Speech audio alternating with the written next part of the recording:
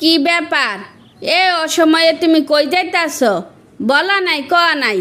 যখন মন চায় আসো, আবার যখন মন চায় চইলা যাও। আসলে তুমি পাইছোটা কি? আমি কখন আসব আর কখন যাব এই কফিয়ত দিয়া যাব নাকি? আমি আমার মতো করে চলাফেরা করব, কারোর কাছে কফিয়ত দিতে পারবো না। এত ছটান ছটাক কথা বললে তো হবে না। তুমি এই বাড়ির বউ, তাই এই বাড়ির নিয়ম কানুন তোমাকে মেনে চলতে হবে।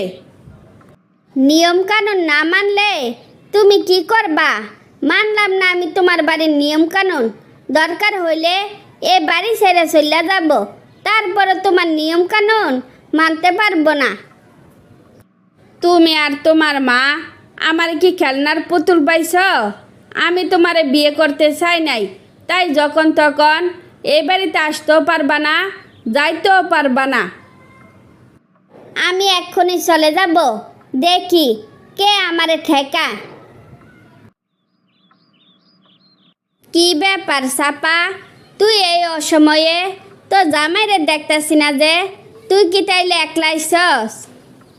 জামাই টামাইয়ের কথা আমারে জিজ্ঞেস করবা না, আমি একেবারে আইসা পড়ছি। আমি আর ওই বাড়িতে যাব না।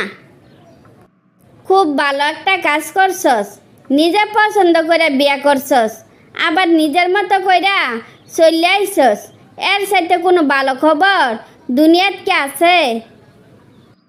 আমি যে চলে আইছি, তুমি কি রাগ করছ?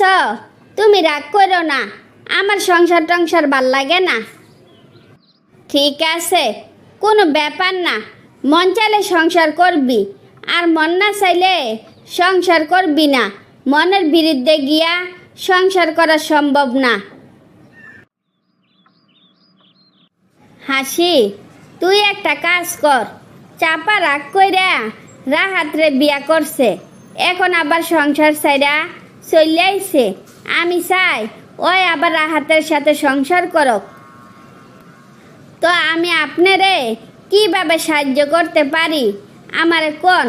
আপনি যা কইবেন আমি তা করব। আমি তোরে যা যা শিখাইয়া দিব, তুই চাপারে তা তা বলবি, তাইলে দেখবি চাপা এই বাড়ি ছাইরা শ্বশুর বাড়ি চলে যাইব। আপনি যা যা বলবেন আমি তা তা করব, আপনি একদমই টেনশন নেবেন না। আপা, আপনার একটা কথা কই, আপনি যদি আপনার মায়ের কেলের কীর্তি শুনেন তাইলে বাড়ি ছেড়া পালাইবেন। আমার মা কি করছে তাড়াতাড়ি কইরা বল। তোমার মা তেমন কিছু করে নাই, কিন্তু আব্বুল কাকুর কাছে শুনলাম 1 সপ্তাহের মধ্যে নাকি তোমার মার সাথে আব্বুল কাকুর বিয়ে হইব। সত্যি সত্যি যদি বিয়া হয়, তখন তুমি সবার সামনে মুখ দেখাইবা কেমনে? আমি এক্ষুনি মার সাথে কথা কইতাছি, তুমি এখানে থাকো। মা, আমি হাসির কাছে এসব কি শুনছি? তুমি কি সত্যি সত্যি আব্বুল কাকুরে বিয়া করবা? আমার মেয়ে যদি নিজের মতো করে বিয়ে করে, আবার নিজের মতো করে সংসার ছেড়ে দেয়, তাইলে বুড়া বয়সে আমার বিয়ে না কইরা কোনো উপায় আছে? মা, আমি এখনই শ্বশুর বাড়ি চলে যাইতাছি। তুমি কিন্তু বলো বিয়া শাদি করবা না। এই বয়সে তুমি বিয়ে করলে আমার মান ইজ্জত থাকবো না। তাইলে আর দেরি না কইরা এখনই শ্বশুর বাড়ি যা। ওই বাড়িতে সবাই তোর অনেক ভালোবাসে, গেলে কেউ কিচ্ছু কইব না। দোস্ত, তোর বউ ফিরাইছে, গেটের সামনে বসে রয়েছে। ওর যে পরিমাণ রাগ, ও তো ফিরে আসার কথা না। আমি যাব না, তুই গিয়ে নিয়ে আয়। ঠিক আছে, আমি গিয়ে নিয়ে আইতাছি, কিন্তু আসার পর খুশা মাইরা কোনো কথা বলবি না। নান্টু, বইলা দিস বাড়িতে কেউ নাই, রান্না বান্না ওনার কইরা খাইতে হইব। আমি কিন্তু রান্নাঘরের আশেপাশে দিয়েও যাব না। নান্টু ভাই, তুমিও বইলা দিও, আমার বাপের জন্মও আমি রান্না বান্না করি নাই, আমি রান্না বান্না করতে পারবো না, আমার খিদা লাগছে, আমারে খাবার দিতে কও। নান্টু চল, আমি হোটেলে গিয়া খাবো। যদি কারো খিদা লাগে রান্না করে খাইয়া নিতে বলিস। সত্যি সত্যি আমারে ফালাইয়া হোটেলে খাওয়ার জন্য চলে গেল, আমি কি না খাইয়া মইরা যাব নাকি? মরা লাগবো না, পকেটে 200 টাকা ছিল, নিজে না খাইয়া আপনার জন্য বিরিয়ানি নিয়ে আইছি, খাইয়া আমার উদ্ধার করেন। আমি জানতাম আপনি আমারে ফালাইয়া খাইতে পারেন না। আমার উপর যদি এতই বিশ্বাস থাকে তাইলে বাড়ি ছেড়ে চলে গেছিলেন কেন? আপনার কি মনে হয় নাই আপনার জন্য আমার টেনশন হইতে পারে? শুনেন, আপনিও কিন্তু আমারে কম জ্বালান নাই, সব সময় রাগ দেখাইয়া কথা বলতেন। আপনি জান্না শুনিয়া আমারে বিয়া করছেন, বেকার কইয়া কথা কথা খোটা দেন, তাইলে আমি রাগ দেখাবো না? কি করব? ঠিক আছে, রাগারাগির দিন শেষ, আর কেউ কারোর সাথে রাগ করব না, বেকার কইয়া খোটাও দিব না, কিন্তু আমি কিছু টাকা দিব, সেটা দিয়া তুমি বিজনেস করবা। বউয়ের টাকা দিয়া আমি বিজনেস করতে পারবো না, কারোর কথাও শুনতে পারবো না। বউয়ের টাকা আপনার নেওয়া লাগবো না, আমি আপনার টাকা ধার দিতেছি, পরে আমারে শোধ করে দিয়েন।